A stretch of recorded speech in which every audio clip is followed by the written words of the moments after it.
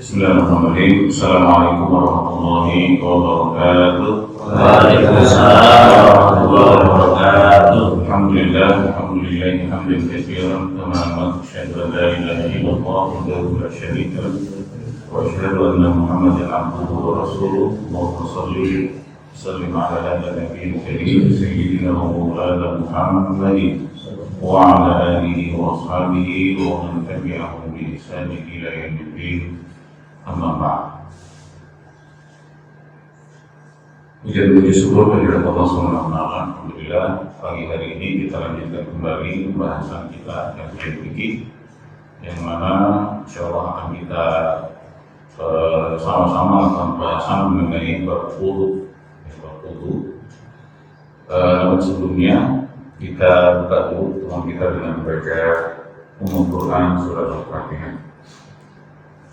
Al-Fatihah. A'udzu billahi minasy syaithanir rajim. Bismillahirrahmanirrahim.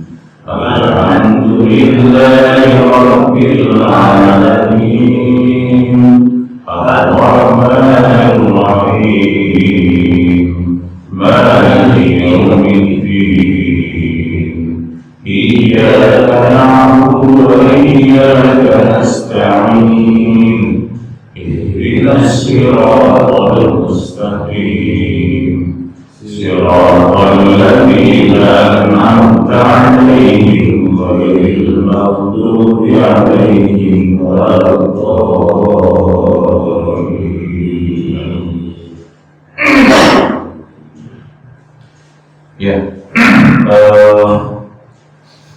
Ya, sama-sama kami hormati Ketua DKI Kualitas Jamaah dan Pengurus Masjid Kualitas dan Jamaah Sholat Subuh yang dirahmati Allah Subhanahu wa taala.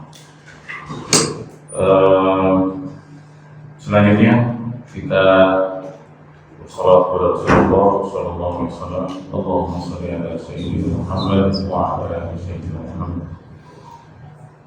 Bapak yang dirahmati Allah Subhanahu wa taala, kalau pembahasan yang lalu ya kita sudah membahas tentang mengenai mukadimahnya. Yang mukadimahnya itu tentang najis, ya, hadas, dan bagaimana cara membersihkan najis dan membersihkan diri dari hadas. Apakah sudah otomatis bisa sholat? Belum, ya. Karena untuk bisa melaksanakan sholat ada tahapan berikutnya, yaitu wudu. Ya, jadi kalau baru sekedar bebas dari hadas dan najis, yaitu belum otomatis bisa wudu, belum. Ya. Karena aktivitas yang kemarin kita sama-sama kaji adalah bagaimana mengenali dulu apa itu najis, bagaimana itu najis, apa itu hadas, ya. Bagaimana cara membersihkan atau mensucikan diri dari hadas maupun najis. Ya, kalau itu sudah terbebas, baru kita mau sholat wudu lagi. Ada tahapan berikutnya wudu. Ya, jadi syarat wudu ini salah satunya harus sudah bebas dulu dari hadas dan najis. Ya, jadi kalau masih ada hadas dan najis yang belum tersucikan dengan wudu, ya maka kita harus wudu lagi. Ya, contoh misalkan kita belum sah wudunya kalau di tubuh kita masih ada nempel najis, ya belum sah. Ya maka dibersihkan dulu najis. Jadi karena anggota tubuh itu yang terkena wudu hanya sebagian, tidak semuanya. Bisa jadi hadas najis tersebut adanya di bagian tubuh yang tidak terkena wudu, maka itu belum sah wudu. Nah, sekarang kita akan bahas lanjutannya, yaitu tentang wudu. Nah, ini belum praktek nih Pak ya. Prakteknya mungkin masih pertemuan yang datang, ya. Tapi kalau praktek kan tiap hari 5 kali Pak. Tinggal saya yakin sudah baik, tinggal mungkin disempurnakan saja. Ya, karena wudu ini akan menentukan sah atau tidaknya sholat kita. Ini sangat vital. Jadi ada orang yang wudunya mungkin selama ini hanya berdasarkan ngelihat dari orang tuanya, ngelihat dari temennya. Nah ini harus ditambah lagi, harus ada ilmunya. Ya karena kalau kita sebagai penganut mazhab Syafi'i, salah satu yang menjadikan wudu itu sah adalah tahu ilmunya.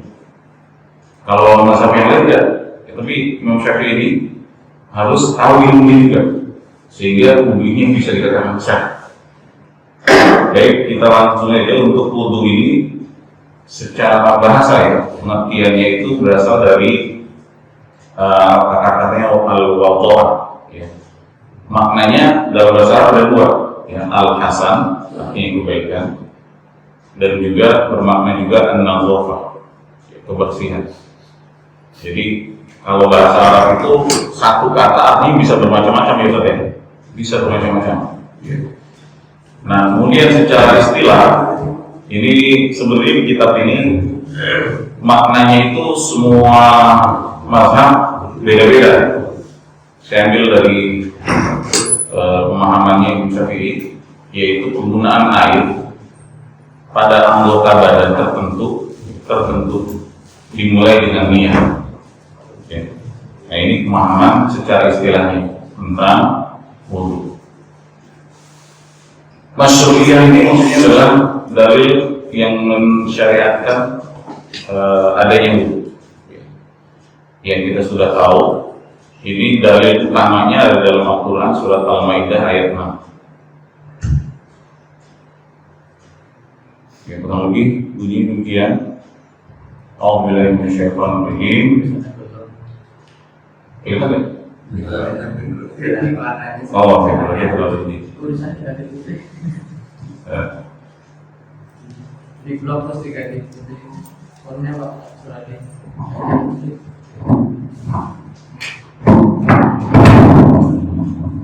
Gimana caranya? Langsung di blog kita terus ganti warna diganti putih gitu. Kayaknya putih. Hurufnya? Ya. Di blog blog sempat saya ganti putih kayaknya itu perlu diganti. Kalau putih kayak ini. Putih yang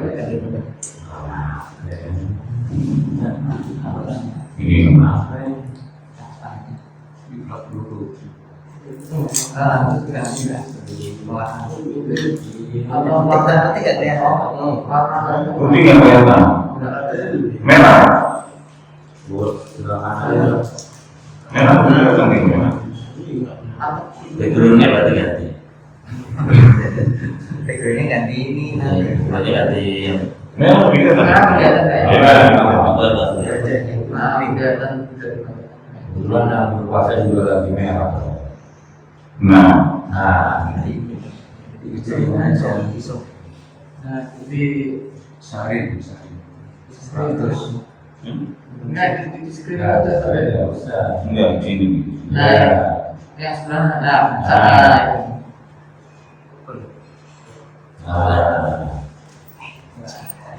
yang kelihatan Yang penting tulisannya kelihatan, Pak. Iya. Kalau Arabnya juga kan kalau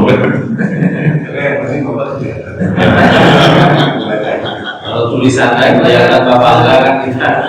masalah kacamatanya beda. Iya, baik ya. Jadi dari surat Al-Maidah ini ayat 6 berbunyi, ya ayyuhalladzina amanu idza qumtum ilas shalah faghsilu wujuhakum wa aydikum ilal marafiq wamsahu bi ru'usikum wa arjulakum ilal ka'bayn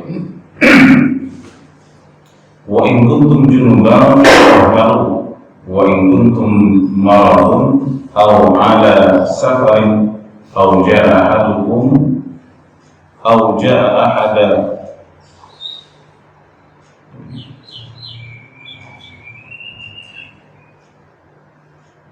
أو جاء أحد منكم من الغائط أو لامستم النساء فلم يجدوا ماء فتيمموا صعيدا طيبا فامسحوا بوجوهكم وأيديكم منه ما يريد الله ليجعل عليكم من حرج ولكن يريد ليطهركم وليتم نعمته عليكم Lambat itu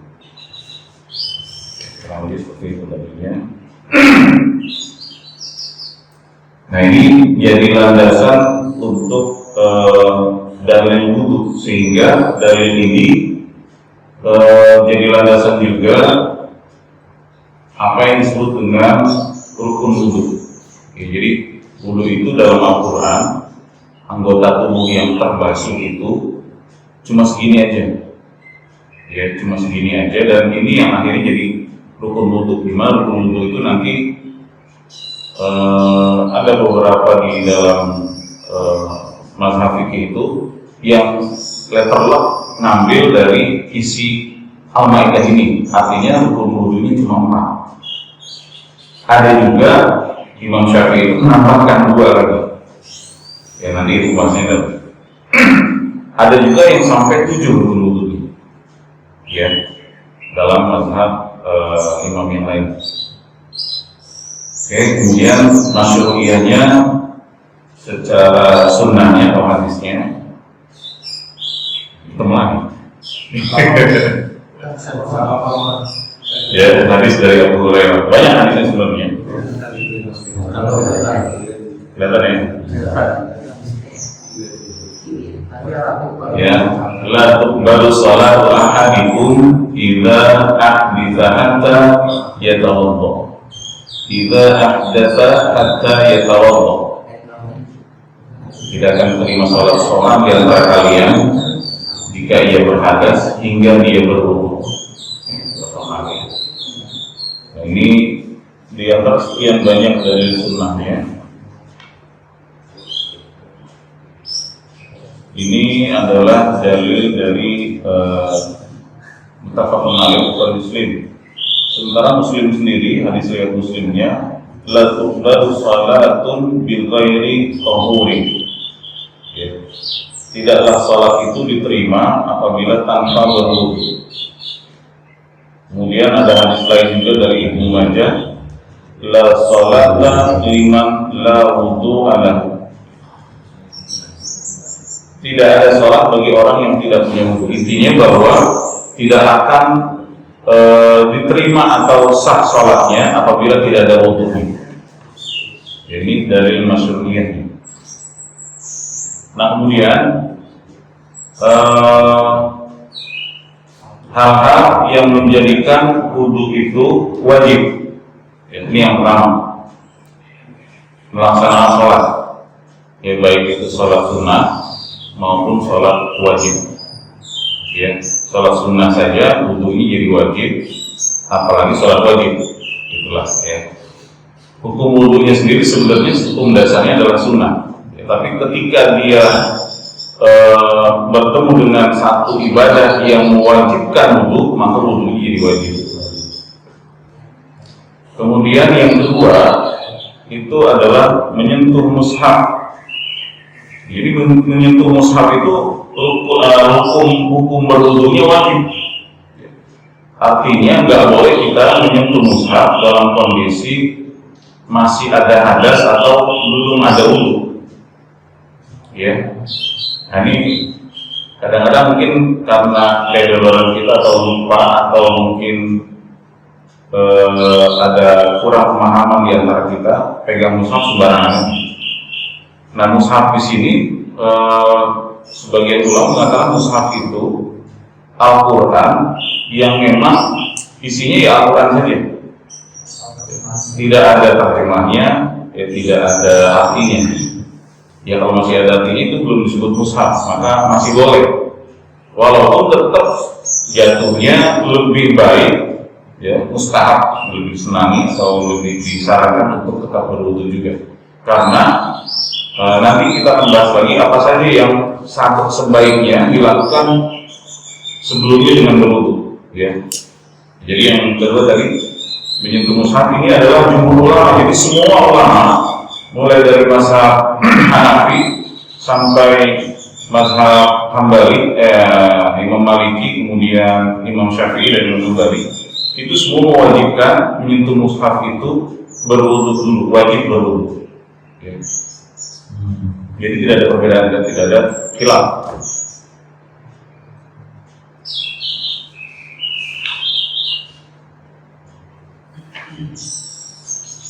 Ya, tidak ada khilaf mengenai ini.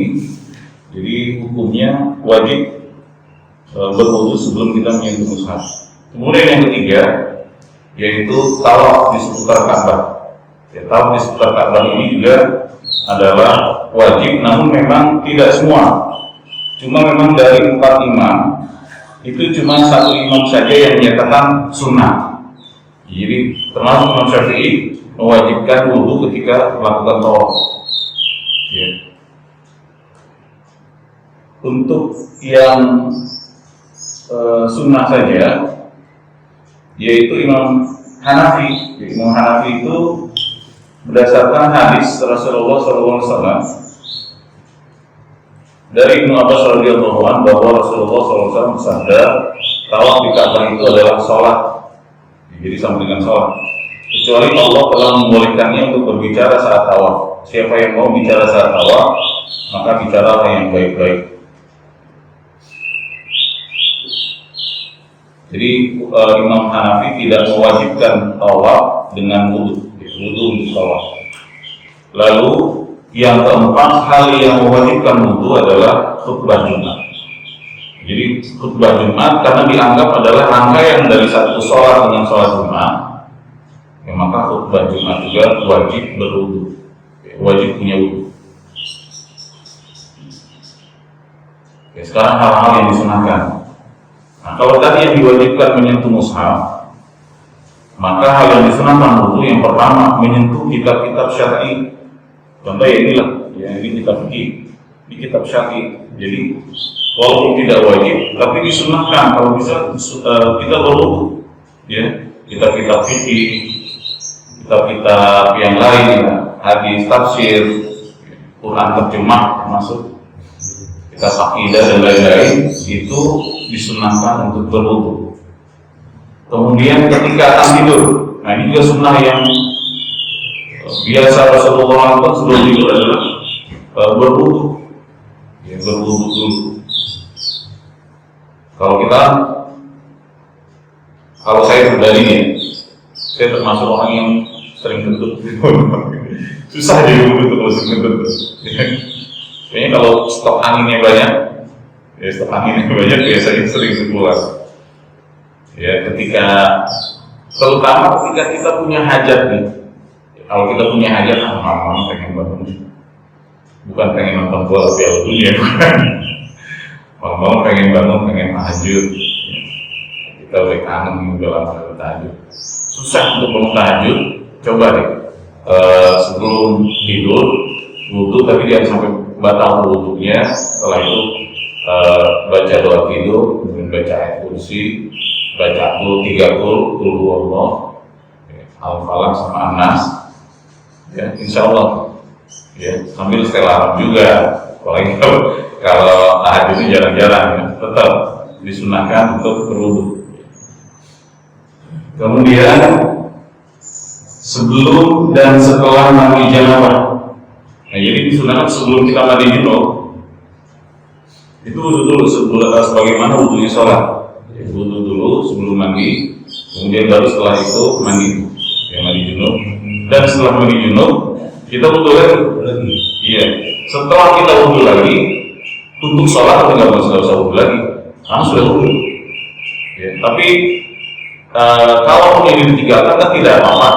Maka sebelum sholat ya kita wudu lagi. Gitu ya. Jadi sebelum mandi janabah dianjurkan atau disunahkan untuk berwudu. Begitu juga ketika kondisi junub kita belum mandi, pengen makan atau pengen minum, sunnahnya wudu. Jadi sebelum melaksanakan aktivitas itu kita wudu dulu. Atau karena kondisi dingin, ya kita belum pengen mandi, wudu dulu sebelum tidur. Ya minimal wudu dulu disunahkan. Atau pengen ngulangin, ya ronde kedua, ronde ketiga dan sebagainya. Ya ini wudu dulu disunahkan.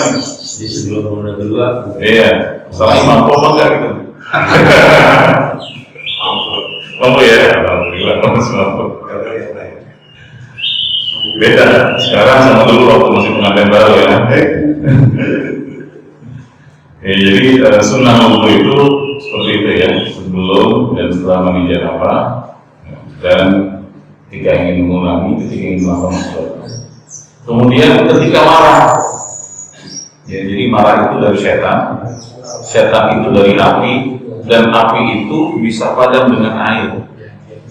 Maka kita disunahkan ketika marah berwudu. Nah, pernah nggak tuh kita kalau pas lagi marah kita ingat wudu, kita berwudu. Karena kalau senang marah itu kadang-kadang emosi suka nggak terkendali. Akhirnya terjadi malah ribut, entah itu sama anak, sama istri, sama orang lain, sama tetangga. Tapi kalau kita coba berusaha padamkan marah itu, ya banyak sekali perbuatan diajarkan oleh Rasulullah kalau marah itu. Misalnya di rumah, ya selain berwudu, kalau kita lagi diri, ya duduk, bisa lebih meredam emosi. Lagi duduk tiduran, kalau masih belum mempan, sudah jalan keluar aja. Ya, kalau Umar bin Khattab kalau dimarahin sama istrinya, beliau udah dengerin. Terus kalau mau tidak tahan keluar rumahnya, nggak usah dibalas. Ya, nanti juga pada diri. Ya, namun coba deh kita terapi wudu. Ya, dan ini sebagai salah satu terapi kita untuk memadamkan amarah yang berasal dari setan dari tubuh kita, yang ada di tubuh kita dengan berwudu. Ya, kita coba dulu. Kemudian ketika membaca Al-Quran disunahkan wudu. Ini maksudnya adalah ketika membaca, misalkan murojaah, kita pengen murojaah menghafal hafalan kita, membaca tanpa memegang mushaf, ya itu tetap disunahkan wudu walaupun nggak memegang mushaf. Kan kalau memegang mushaf wajib. Ini membaca Al-Qurannya disunahkan berwudu dulu. Murojaah kita pengen ngulang hafalan kita, atau hanya sekedar ingin tasbih, baca Al-Quran saja, mendengarkan Al-Quran. Kalau yang membaca sunnah, yang mendengarkan lebih baik dulu pakai wudu juga. Cuma kalaupun tidak berwudu itu tidak disunahkan untuk yang mendengar. Kita ingin membaca Al-Quran, murojaah, ya, itu disunahkan membaca Al-Quran. Baru disunahkannya dulu. Kemudian ketika azan dan iqamah, nah iqamah ini juga sunnah nih wudu nih, ya. Mas Takim, Mas Jeffrey, kalau udah mepet, langsung boleh nggak? Boleh, ya karena itu sunnah ya. Tapi lebih baik azan dan iqamah itu wudu dulu ya, disunnahkan berwudu. Kemudian ketika zikir pun seperti itu, sunnahkan berwudu. Subhanallah, jadi banyak aktivitas di dalam kehidupan kita itu disunahkan oleh Rasulullah untuk berwudu. Karena banyak terutama wudu itu.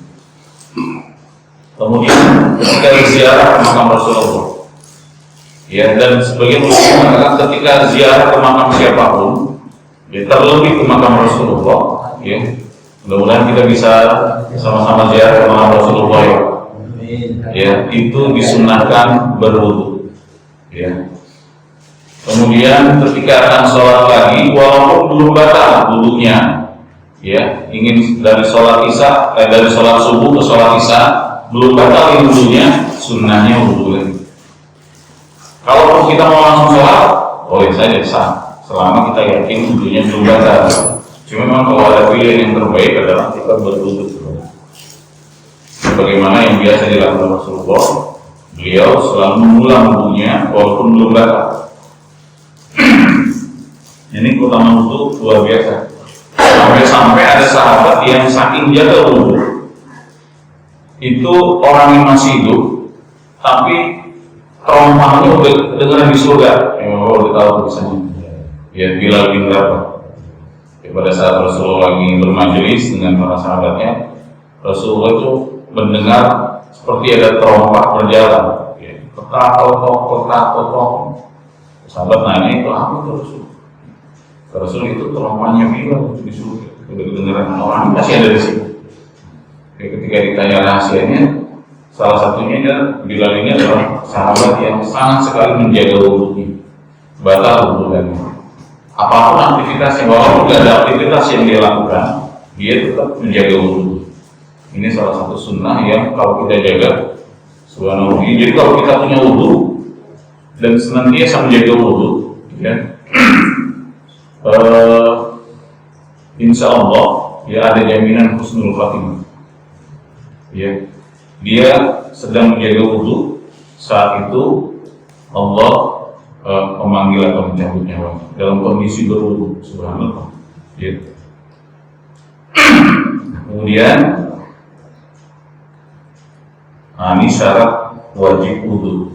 Syarat wajib wudu ini maksudnya adalah apabila syarat ini ada pada diri seorang, maka wudu itu hukumnya wajib. Ya, maksudnya kalau dia pengen sholat, wudu jadi wajib. Yang pertama muslim. Ya, jadi syarat wudu yang pertama ini muslim itu ada dua pendapat dalam memandang syarat keislaman. Pendapat yang pertama dari mazhab Al-Hanafiyah, mazhab ini memandang bahwa status keislaman merupakan syarat wajib dalam hal berwudu, dan bahwa seorang kafir tidak termasuk, ya, bukan orang yang terkena beban taklif syariat, jadi tidak wajib wudu. Ya, kalau dia mau sholat nggak usah pakai wudu, gitulah, karena dia bukan muslim dan sholatnya itu yang nggak diterima, ya kan? Nah, kemudian pendapat kedua diwakili jumhur ulama. Nah, ini jumhur ulama mazhab Syafi'i, Al-Hanabilah, Hambali, dan sebagian dari pendapat Al-Malikiyah. Mereka memandang bahwa status keislaman merupakan syarat sah dalam wudu dan bukan termasuk syarat wajib. Jadi kalau syarat wajib ini pendapatnya Imam Al-Hanafiyah, ya.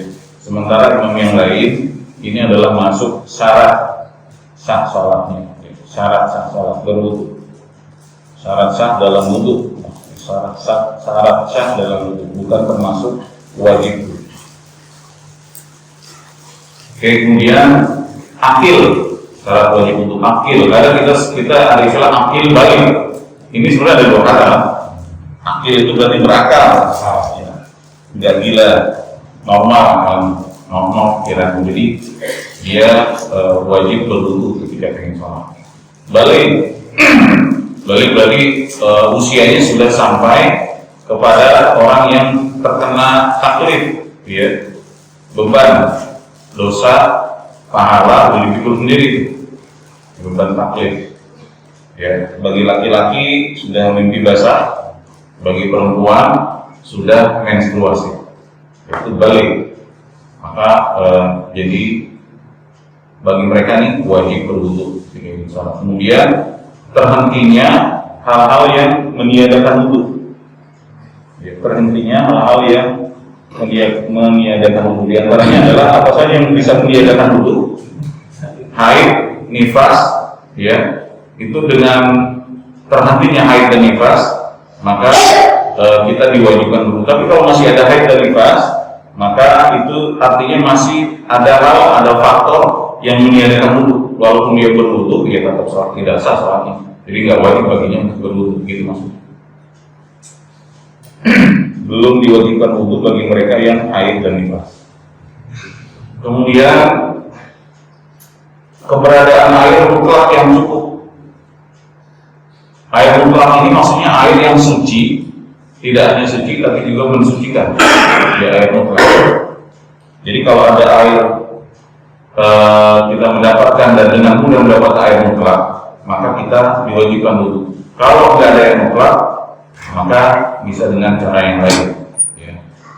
Nah, batasan minimal air mutlak itu 1 mud. Ya, 1 mud itu sudah bisa dipakai untuk berwudu kalau air mutlak. Misalkan 1 mud itu kurang lebih 668 ml. Ya, kalau botol aqua itu yang sedang itu, ya, bukan yang gede, yang sedang. Nah, ini 600 di atas itu, ya. Nah, itu sudah bisa dipakai untuk wudu dengan ya tata cara yang tertentu, jadi tetap bisa terjamin kemutlakannya. Ya, tetap kita bisa menjaga kemutlakannya, maka kita bisa berwudu dengan air 1 botol itu 600 ml. Ya. Kemudian mampu menggunakan air. Nah, mampu menggunakan air maksudnya dia nggak sakit, ya. Dia nggak sakit. Jadi ketika orang sakit, walaupun air mutlak di sekitarnya itu melimpah, maka dia dikatakan orang yang tidak mampu menggunakan air. Ya. Kalau dia terkena air, penyakitnya makin parah, maka dia dengan alternatif yang lain. Tidak boleh dengan air juga dia memaksakan diri, sehingga dia nanti akan menzalimi diri sendiri. Nah, ini yang disebut dengan mampu menggunakan air. Ya. Atau bisa juga kondisinya itu bukan karena sakit, karena cuaca yang ekstrim, karena saking dingin itu cuaca kita nggak bisa pakai air. Nah, yang begini juga dapat keringanan untuk tidak menggunakan air. Ya, bisa dengan bertayamum juga. Saking dinginnya, misalnya bapak lagi ada di kutub, cari deh debu kalau bisa. Kutub ada debu lagi. Kemudian syarat wudu juga, ya, adalah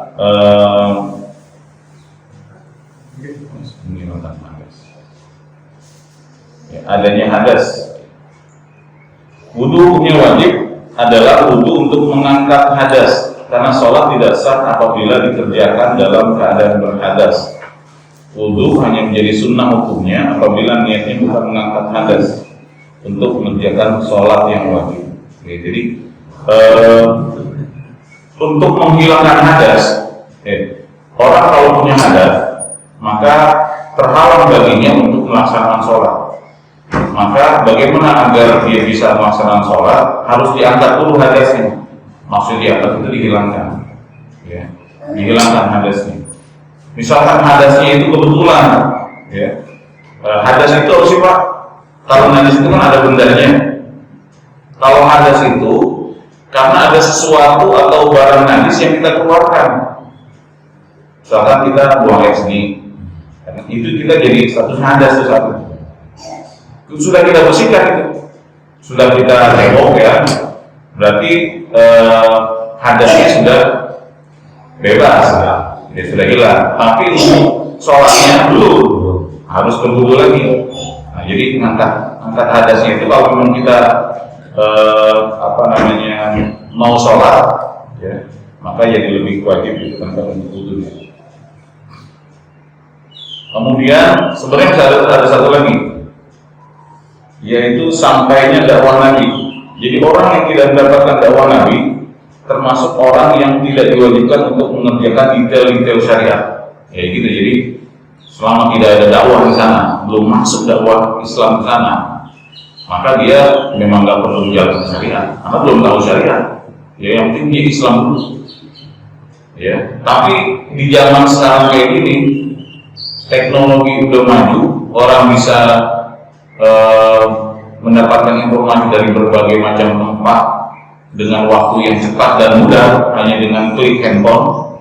Maka tidak ada alasan lagi sebenarnya di zaman sekarang tidak ada yang tersentuh dengan dakwah Islam, walaupun di pelosok sekalipun. Ya. Allah, kalau kayak di tempat-tempat yang jauh dari teknologi, ya, kayak misalkan di Batu, ya, atau suku-suku pedalaman, walau mereka tidak menggunakan teknologi, mereka hanya menggunakan apa adanya yang mereka jadikan sebagai alat hidup mereka. Nah, itulah peran fungsi dari Islam harus masuk sampai ke pelosok-pelosok, ya. Dan kalau kita nggak masuk, akhirnya yang masuk orang lain yang dimanfaatkan, dan itu sudah banyak sekali terjadi. Jadi kita kalau bisa harus bagi-bagi peran. Ada yang fokusnya di perumahan, kampung-kampung, pemukiman lah. Tapi juga harus di antara kita harus ada juga yang fokus ke tempat-tempat yang tidak tersentuh oleh banyak dai umumnya. Ya. Nah, itu banyak juga aktivis dakwah kita. Alhamdulillah sudah banyak, ya, walaupun memang masih kurang sekali sebenarnya.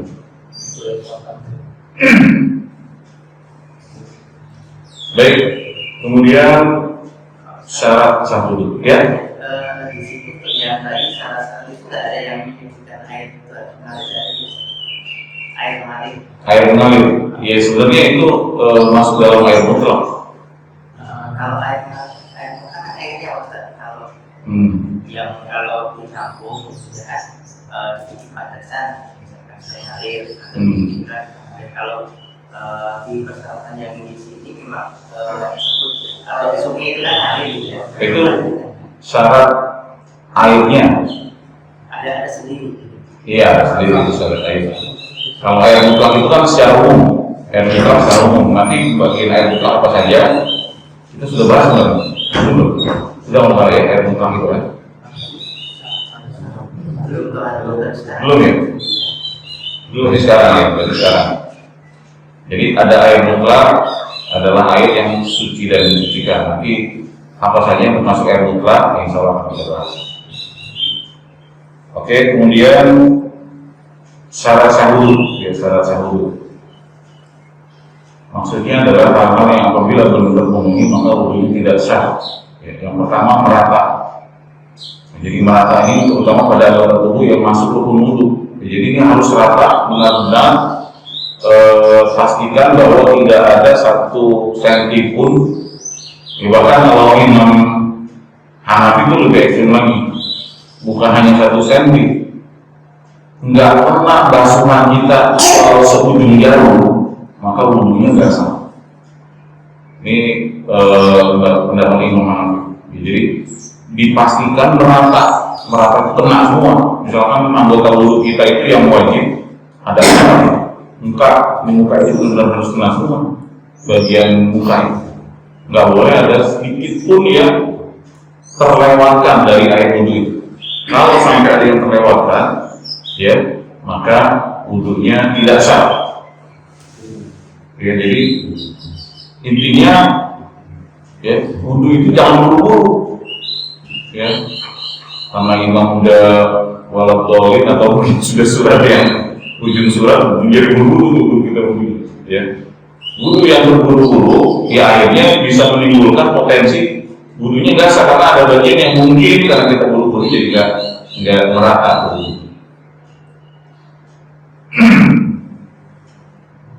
Kemudian tidak adanya menghalangi kulit. Nah ini juga harus diperhatikan. Hal-hal yang penghalangnya ini bisa menyebabkan tidak terkenanya air pada kulit kita. Ya. Kalau beberapa penghalang yang bisa menjadi air, misalnya contoh cincin ya Pak. Cincin ini digerak-gerakkan aja sebenarnya sudah kena tuh air. Jadi cukup menggerak-gerakkan atau jam tangan. Ya, tapi diusahakan jangan terlalu kencang, jam tangan tidak gerakkan. Nah, untuk hal-hal yang menghalangi kulit, ya, jumhur ulama sepakat bahwa wudu menjadi tidak sah apabila masih terdapat benda-benda yang menempel pada kulit dan menjadi penghalang dari basahnya air wudu. Misalkan minyak, lemak, ya, itu hal-hal yang bisa menghalangi air mengenai kulit. Jadi tanah misalnya sudah mengering, ya harus dibersihkan dulu, lem, cat, karet, atau benda apapun yang sifatnya menjadi penghalang basahnya bagian anggota wudu dari air. Kalau masak ini, diantaranya benda-benda yang bisa menjadi penghalang itu misalkan kutek, ya. Nah itu kalau orang pakai kutek, wudunya gimana itu bagasnya, ya. Jadi nggak usah pakai kutek-kutek. Kalaupun pakai hina, ya, hina itu pacar ya. Pacar itu bisa tidak menghalangi air. Kemudian yang menghalangi air lagi cat rambut, ya, yang rambutnya dicat-cat tuh enak mudah. Bedak yang tebel, kalau bedakan sampai 1 cm misalnya, ya, itu bisa menghalangi air. Warna kulit, bahkan termasuk tato buatan atau palsu yang sifatnya tempelan, ya, tato palsu yang sifatnya tempelan. Kalau permanen belum terlanjur ada, ya udah, itu sudah mengenai kulit. Namun bila warna kulit, kuku atau rambut itu terbuat dari hina, nah hina ini yang disebut dengan pacar kulit. Hina atau pacar kuku hukumnya tidak mengapa karena warna yang ada tidak bersifat penghalang. Demikian juga apabila tato asli, ya, dibuat dengan masukkan tingkat ke bawah permukaan kulit. Jadi kan ditusuk-tusuk pakai jarum. Pada hakikatnya bukan menjadi penghalang basahnya kulit dari air wudu. Artinya tidak ada alasan bagi orang yang kulitnya bertato untuk tidak berwudu atau tidak sholat. Oh, itu sholat.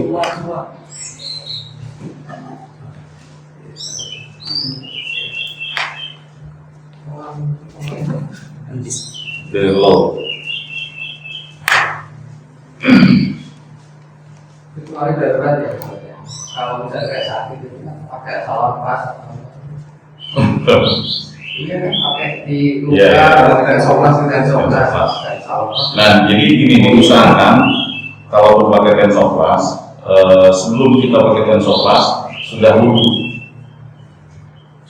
Jadi tensoplasnya itu menutupi bagian yang sudah terkena wudu. Gitu. Kalaupun memang ternyata itu kondisi darurat dan tidak boleh terkena air, yaitu yang dibolehkan. Dan kalau bisa penutupnya itu kan sekarang tensoplas ada yang air juga yang bisa menutup air. Itu basahnya bisa sampai ke dalam. Kemudian ya, hal itu terlepas dari haramnya hukum buat tato. Jadi walaupun tetap boleh berwudu, tapi bukan berarti haram membuat tato itu jadi hilang gitu ya. Tetap haram kita membuat tato. Nanti mentang-mentang dari ini nggak apa-apa bikin tato juga, kan tato nggak menghalangi wudu. Nah, jadi begitu jadi. Oke, kemudian satu lagi. Berhentinya penyebab hadas, misalkan masih ada najis yang menempel di kulit tadi. Jadi wudu menjadi sah, maka hal-hal yang menjadi penyebab terjadinya hadas harus sudah terhenti. Misalkan buang air karena buang air atau badan masih terkena benda najis.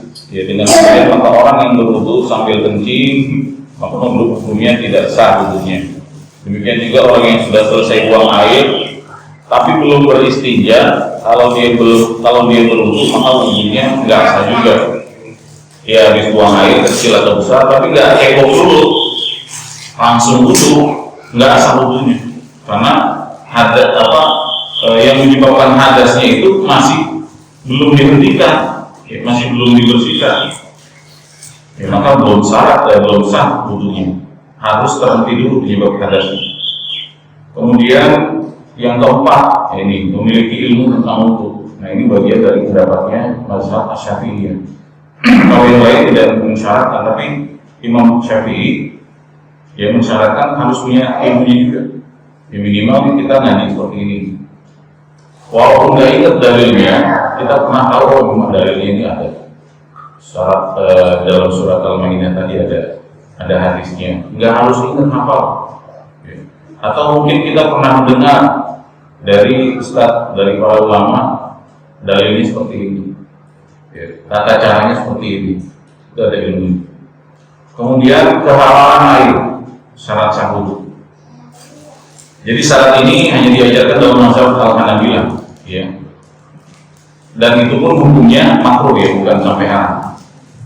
Ya, kalau yang lain, mazhab yang lain, walaupun air itu berasal dari sesuatu yang bukan halal, secara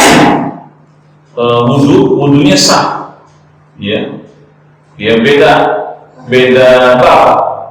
Airnya itu tetap haram, tapi kalau airnya itu selama masih terpenuhi syarat-syarat kesuciannya, maka tetap sah untuk wudu, wudunya sah, ya.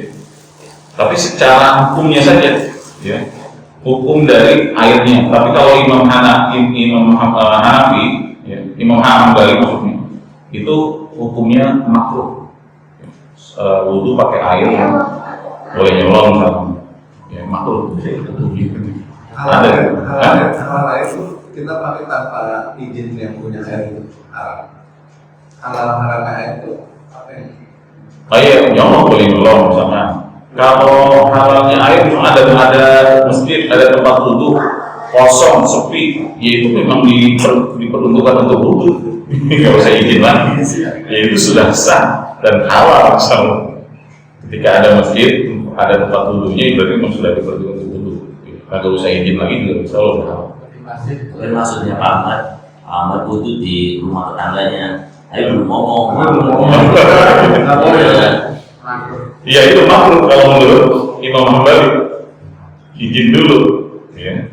Tapi kalau menurut imam yang lain sah tetap sah wudhunya. Sholat udah bisa sholat. Ya. Cuma kalau menurut Imam Hambali tadi yang makruh. Pakai dulu nggak ngomong. Sekarang mah, Pak, izin nih wudhu, WA aja. Dulu ya, dulu juga bisa. Tadi kan dia belum lihat fungsinya ada. Selama belum dibaca berarti belum sah ya? Iya. Oke, kemudian rukun wudhu. Nah tadi ini rukun wudhu ini setiap mazhab beda-beda ya.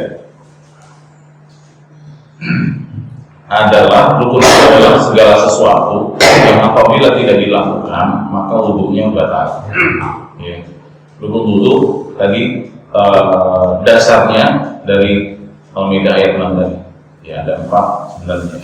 Tapi dalam beberapa mazhab pertama mazhab Hanafi rukun wudhunya ini 4 letter lock aja ya, apa yang ada dalam Quran. Ya mulai dari muka, tangan, kepala dan kaki. Udah itu rukun wudhu itu aja. Tapi kalau menurut mazhab Maliki ada 7. Dengan menambahkan niat, adal, dan itu menggosok-gosok dan mualah. Mualah itu berurutan tanpa ada selah. Maksudnya selah itu kita habis basuh muka, kemudian minum kopi dulu. Nah, itu ada selah. Ngobrol dulu, itu ada selah. Itu nggak sah. Harus nyambung, nggak ada jeda. Nah, kemudian menurut mazhab Syafi'i itu ada 6 dengan menambahkan niat di awal dan tertib di akhir. Jadi tertib itu harus berurutan, nggak boleh ngacak. Mulai dari muka, wajah, tangan, kaki, kepala dan kaki. Ya, kalau nggak pakai berurutan, nyemplung ke tempat kolam renang juga dia satu. Jadi nggak pakai berurutan, udah kena semua. Ya maka harus berurutan. Oke itu ya rukun wudhu. Nah ini rukun wudhu menurut Imam Syafi'i ya, niat. Yang pertama niat. Ya, jadi 4 niat itu pada saat kita niat itu adalah sesuatu yang berbarengan dengan aktivitasnya. Ya sudah masuk aktivitas ibadahnya dan di awal aktivitas tersebut ada niat. Ya. Maka kalau rukun wudhu awalnya itu adalah wajah, maka tempat niat adalah pada saat kita membasuh wajah. Tapi untuk memulai wudhu jangan lupa kita baca Bismillah. Mulai wudhu itu adanya di tangan ya, kalau memang kita plus yang sunnahnya, ya. Maka niat itu ada di ketika membasuh wudhu, membasuh muka. Nah setelah niat ini ada yang dijahatkan, ada yang disyirkan. Jadi dia bapak mau pakai yang mana aja. Lalu membasuh wajah, batasan wajah itu. Nah ini batasan wajah atas, bawah, kanan, kiri. Harus tahu nih batasan wajah dari tempat tumbuhnya rambut. Ya. Kalau dia mungkin udah mohon maaf, udah nggak punya rambut, udah nggak ada rambut. Susah tuh batasnya mana? Tetap aja batasnya tempat tumbuhnya rambut ya wajah sudah sampai ke sini. Ya, wajah namanya wajah ya atas, mulai dari tempat tumbuhnya rambut sampai ke bawah itu dagu. Ya dagu itu apakah termasuk jenggot? Ya ini termasuk nih, dagu ini termasuk jenggot. Jadi jenggot wajib termasuk yang dibasuh. Kalau jenggotnya pendek seperti ini, ya nggak usah pakai di sela-sela. Karena sudah langsung kena ke kulit.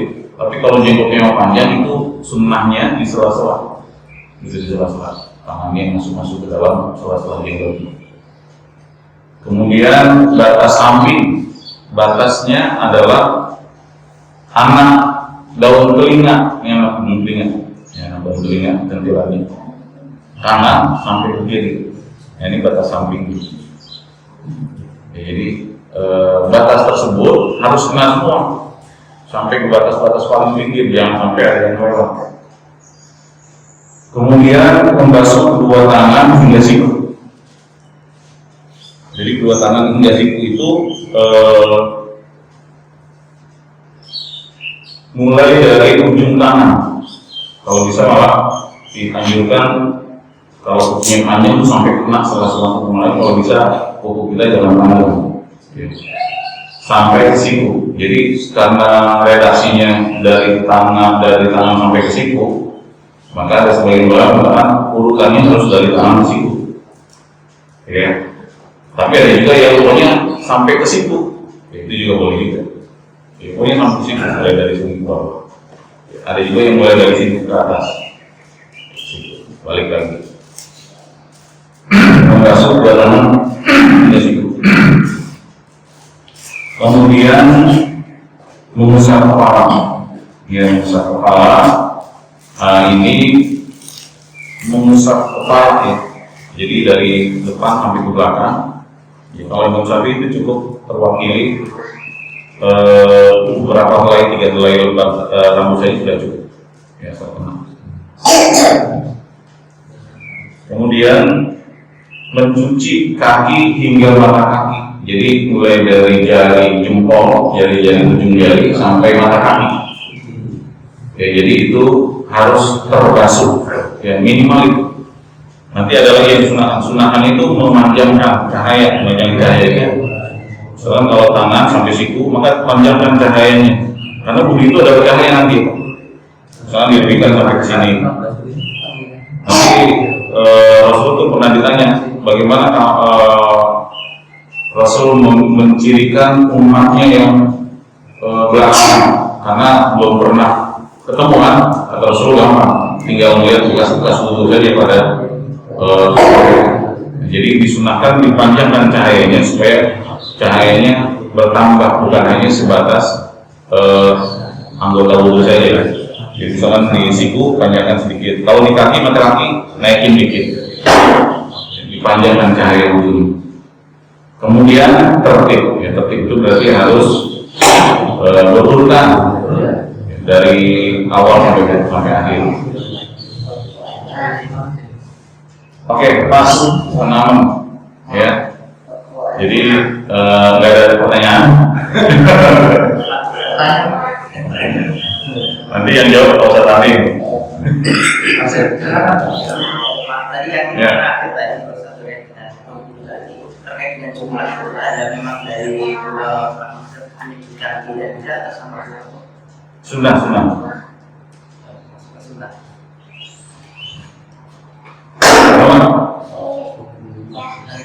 jumlah sama Jadi gini, bukan itu beda lagi. Itu sunnah wudhu, disunahkan kayak contoh misalkan tadi memanjangkan wudhu itu sunnah wudhu tuh. Pada saat berwudhu sunnahnya itu dipanjangkan. Kalau ini hal-hal yang aktivitas yang kita disunahkan untuk berwudhu, bukan sunnah wudhunya, bukan teknis di wudhunya, ya. Kalau pengen baca kitab-kitab syar'i berwudhu, ya. Jadi ada wajib wudhu, ada sunnah wudhu. Nah, sunnah wudhu itu belum kita bahas belum. Tadi misalkan musak 3 kali, ketika berwudhu itu sunnahnya 3 kali, wajibnya sekali. Kemudian memanjangkan, itu belum kita bahas. Itu sunnah wudhu. Ini hal-hal yang disunahkan untuk berwudhu, ya. Kita lah kita bahas. Menyambung ya, misalnya. Ya, bisa.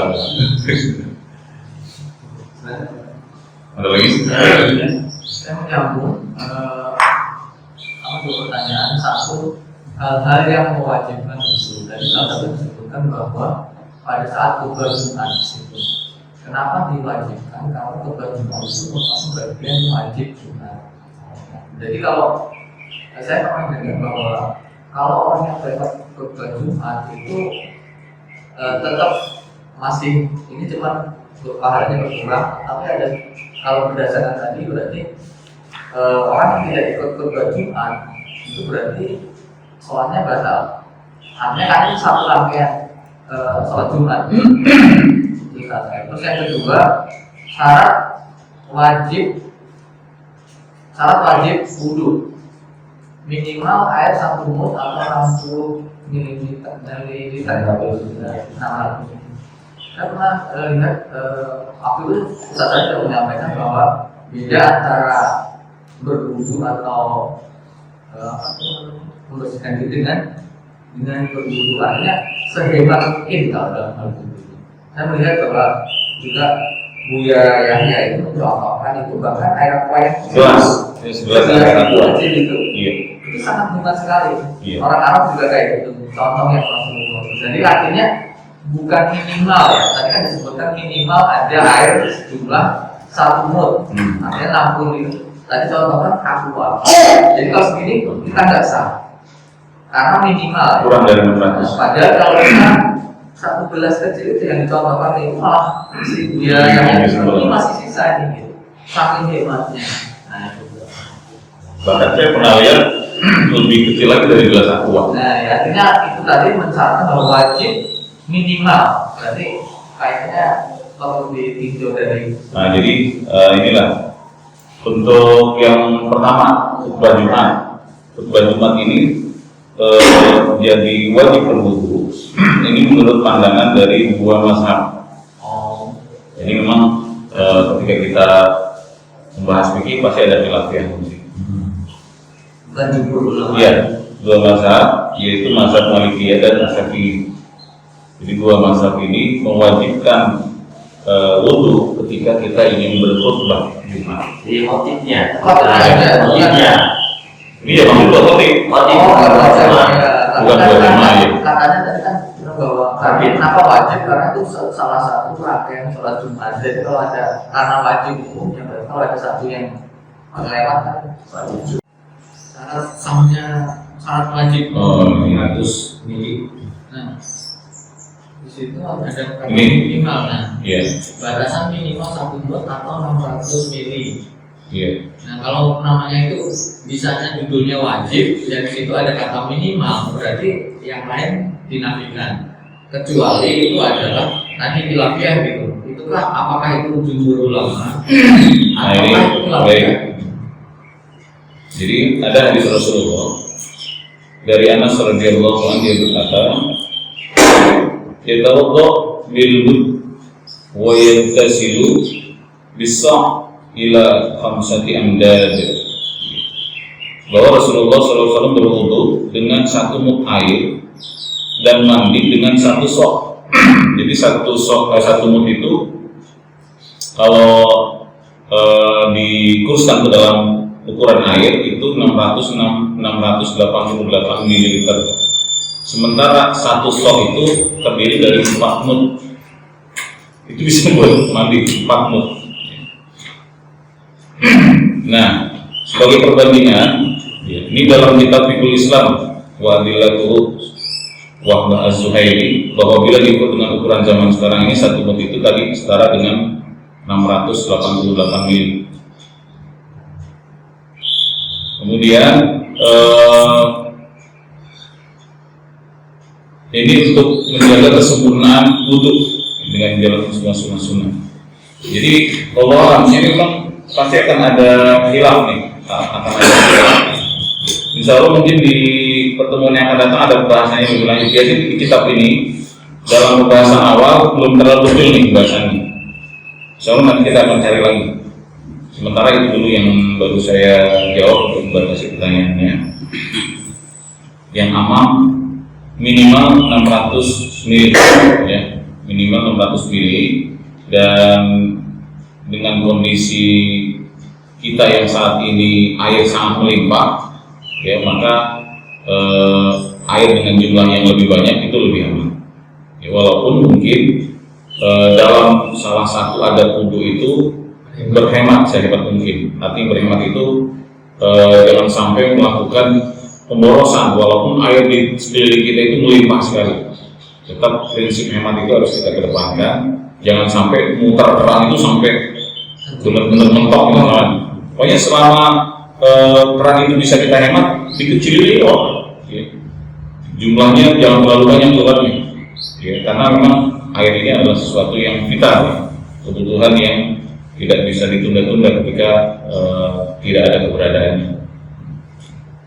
Allah alam salat, ya bagi dulu yang bisa saja, mungkin kalau Pak Ustaz Adi ada yang bisa nambahin, silakan. Kalau kondisi kalau dalam penjelasan santri itu terkait dengan ukuran soal itu, jadi kalau bicara air di zaman dulu kan, air itu masih berada di kolam, dan orang wudhu itu langsung sampai sekarang juga mungkin di beberapa tempat itu wudhunya langsung di kolam gitu, langsung di kolam itulah, maka ada ukuran itu. Maka untuk tidak misalkan ukurannya nggak sampai dengan satu itu, maka dialirkan. Kalau kan jauh dulu kan alirannya masih pakai apa tuh? Namanya dari itu padasan atau pakai ini yang kelapa tuh seperti itu. Nah tadi kalau yang di Al-Barja yang dari bawah 1 gelas itu, maka airnya itu kan airnya dialirkan. Kemudian karena rukunnya itu kan hanya sekali, adapun 3 kali itu sunnah. Dan dalam penggunaan air yang segelas untuk wudhu itu ya membasuhnya, mengusapkan sekali-sekali. Itu yang membedakan dengan membasuh dan mengusapkan. Kalau muka itu membasuh, kalau kepala itu mengusap berarti ya. Berarti nggak perlu diguyur sekepala. Baik. Saya setuju sama kayak gitu. Tapi membedakan dari karena kalau itu 60 ml. Kalau ini memang konteks hadisnya seperti ini, Pak. Konteks kayak Pak Ardi yang tadi mengenai perubahan tadi. Kalau saya sih lebih milih amannya segini sih kalau menurut saya ini. Iya, Ya, dan saya yakin Bu Yayahnya punya basic dasar ilmunya. Beliau orang paham itu, orang fakih. Kalau untuk kita, sementara ini dulu nih landasannya, yang minimal 1 sok itu, 1 mud. Dan ini tadi saya informasi terjaga kemutlakannya itu tidak dengan dikobong. Kalau sudah dikobong tidak terjaga kemutlakannya, yaitu dialirkan itu. Kalau yang biaya itu dalam kondisi kedaruratan, misalnya orang yang pada ikut demo di Senayan kemarin, maka wudhunya boleh. Tapi ketika wudhunya dari airnya cukupi, ya seperti sunnah wudhu dan itu dalam satu air gelas itu tadi. Kalau saya demo bawa botolnya lebih aman lagi buat dulu.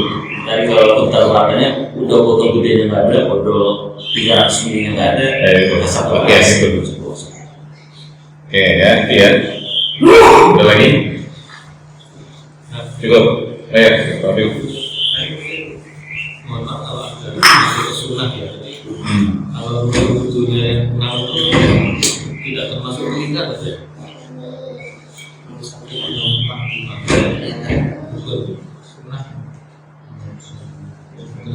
Yang ini batasan, bukan.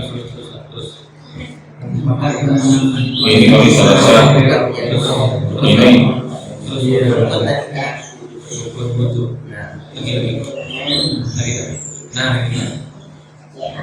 memang telinga itu waktu sunnah. Iya, jadi kalau konteks di sini ini wajah ya. Konteksnya adalah wajah yang wajib, yang rukun dulu. Maka kalau kuping itu bukan rukun. Ini sunnah, ya sunnah.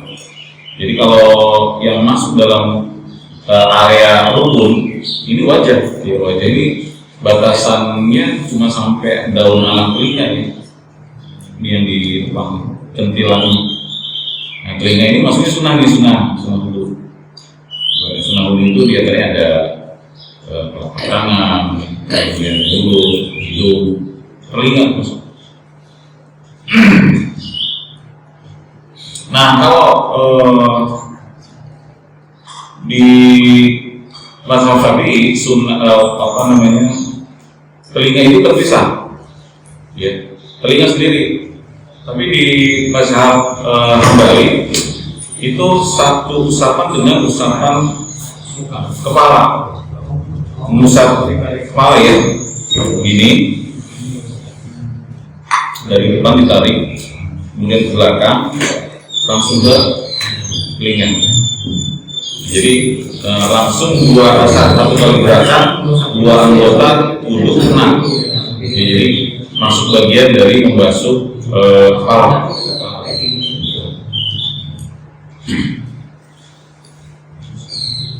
Ya, tambahan aja sih sebenarnya.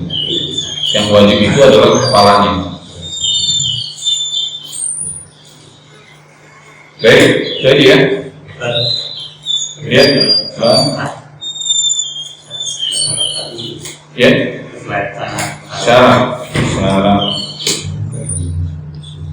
Syahulu. Yang di poinnya kan ada berhentinya penyebabkan Ya. Kalau kita ada pemahaman yang meragukan, kalau kita ada di tempat yang tidak itu nggak pakai air, kan jadi meragukan tuh. Oh, pakai tisu gitu. Iya. Jadi kalau ini bagaimana sih? Ya. Jadi kalau kita belajar istinja ya kemarin itu, cara membersihkan najis itu ada dua, ya, ada dengan air, ada dengan non air, dan itu bisa menjadi alat buat mensucikan juga. Tapi yang diutamakan tetap adalah air. Istinja itu dengan air. Apabila tidak kita dapatkan air, maka dibolehkan alternatif yang lain, ya, termasuk daun, batu, digesek-gesek ke daun. Nah, itu boleh dengan kondisi-kondisi tertentu, ya, tidak kita dapatkan air, tapi selama masih ada air maka wajib dengan air. Nah, kalau di tempat-tempat yang di hotel, kemudian di tempat-tempat yang kadang-kadang kita nggak ketemu air di situ, disediakan cuma tisu. Tapi ada, kalau memang masih ada alternatif air, kita tetap pakai air. Kalau saya pribadi ya, saya tetap nggak pede saya pakai tisu. Iya, jadi ragunya gitu. Masih kita temukan air, tetap dengan air.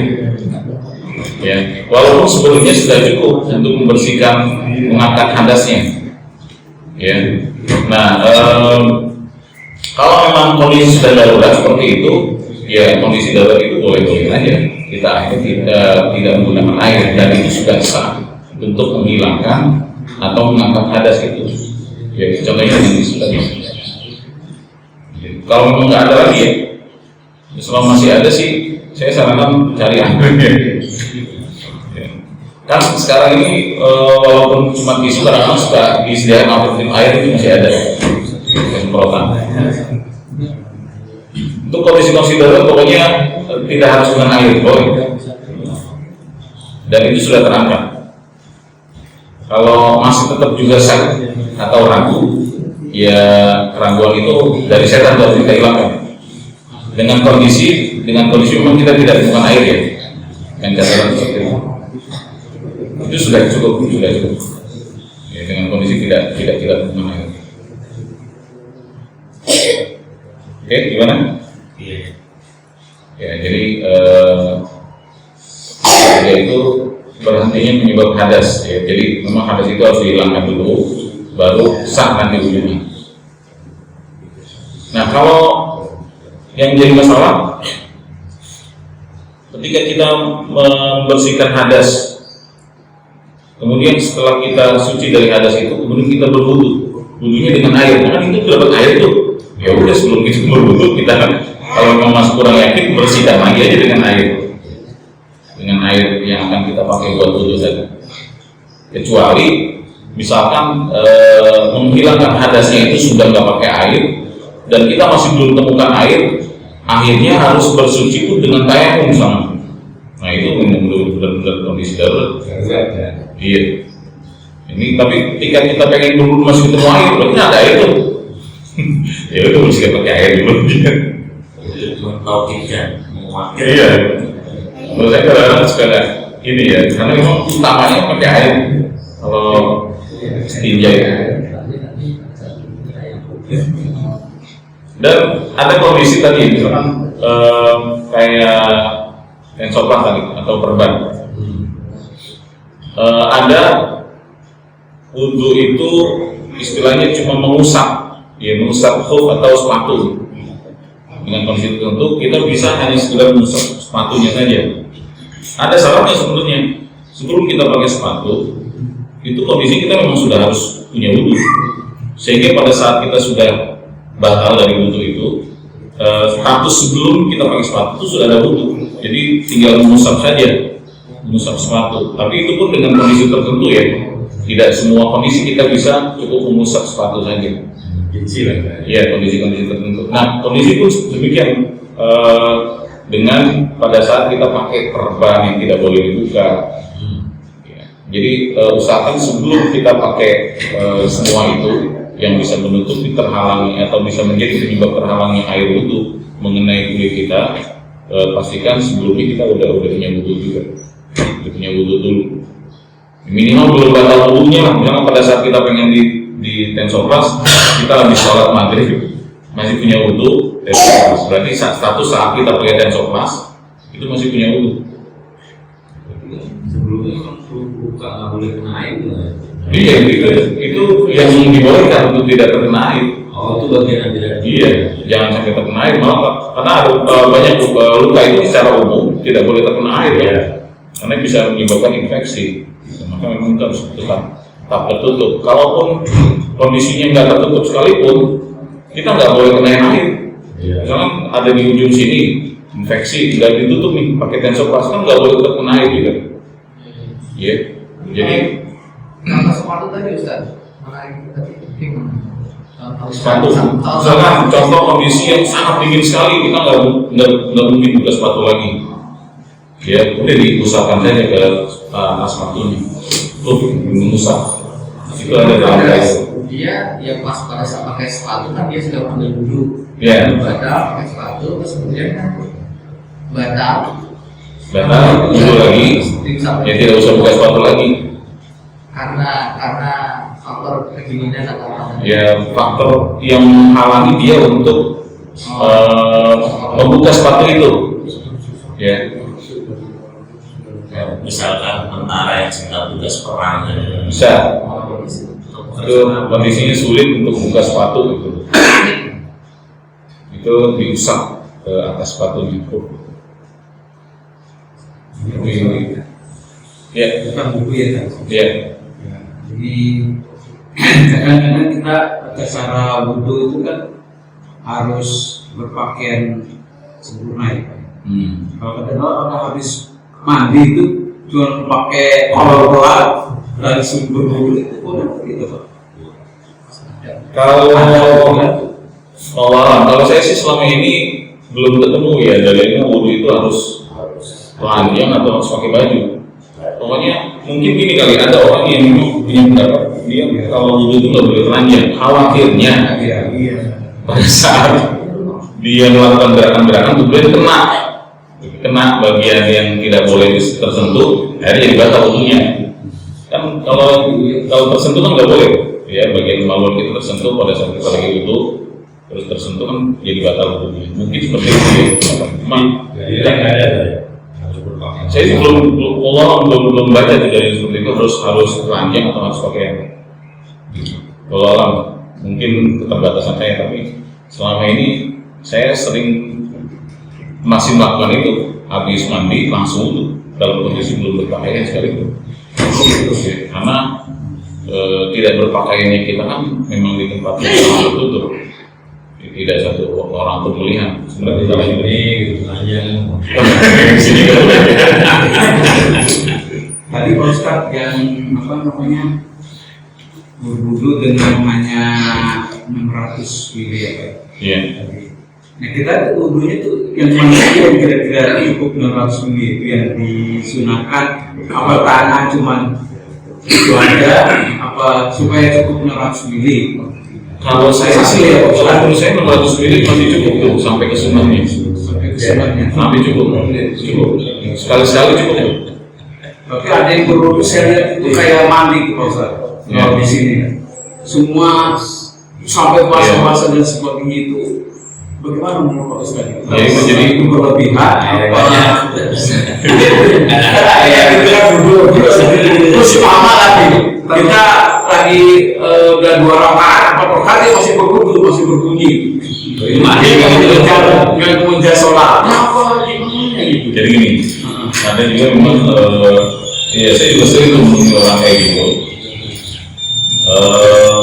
Allah alam siapa bilangnya, cuma memang prinsipnya pada saat kita berwudu diusahakan tetap sehemat mungkin airnya. Kalau sampai kemudian dia wudu nggak selesai, nanti nggak selesai sampai rakaat yang berapa masih belum selesai khawatirnya. Ya itu syak, itu ada syak, ragu-raguan, setan itu bisikan ragu-raguan, jadi batal terus seolah nggak sah aja gitu bawahnya. Padahal sudah cukup secara zahir itu sudah cukup, dia wudu sudah cukup, tapi masih tetap pakai air itu banyak banget. Nah ini seperti malah makruh yang seperti nggak nyunnah lagi karena udah berlebihan. Tetap intinya adat wudu itu salah satu sunnahnya itu adalah berhemat. Ya, tempat yang paling banyak airnya sekalipun tetap berhemat. Tetap berhemat air. Ya, kalau innal mubazzirina ikhwanuddin, orang yang mubazir itu yang sering berlebih-lebihan itu temannya setan. Ada hadis seperti innal mubazzirina syaitanun. Jadi hindarkanlah hal-hal yang bisa menyebabkan kemubaziran dalam apapun, apalagi dalam hal ibadah. Tadi bilang Pak Ustaz belum ada cara awal dulu, Belum masuk itu ada teknis. Kalau tidak sampai situ, Masih nanti praktek insya Allah ya. praktek ya Pak. Berarti saya salah Pak. Oke, ada lagi?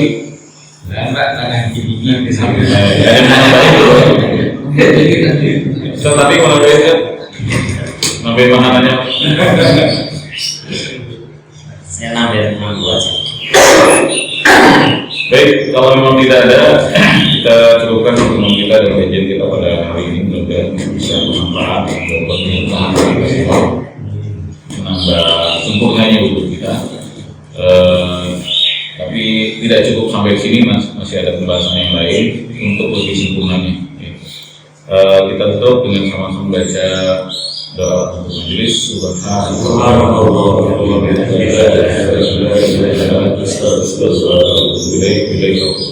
Assalamualaikum warahmatullahi wabarakatuh. Waalaikumsalam warahmatullahi wabarakatuh.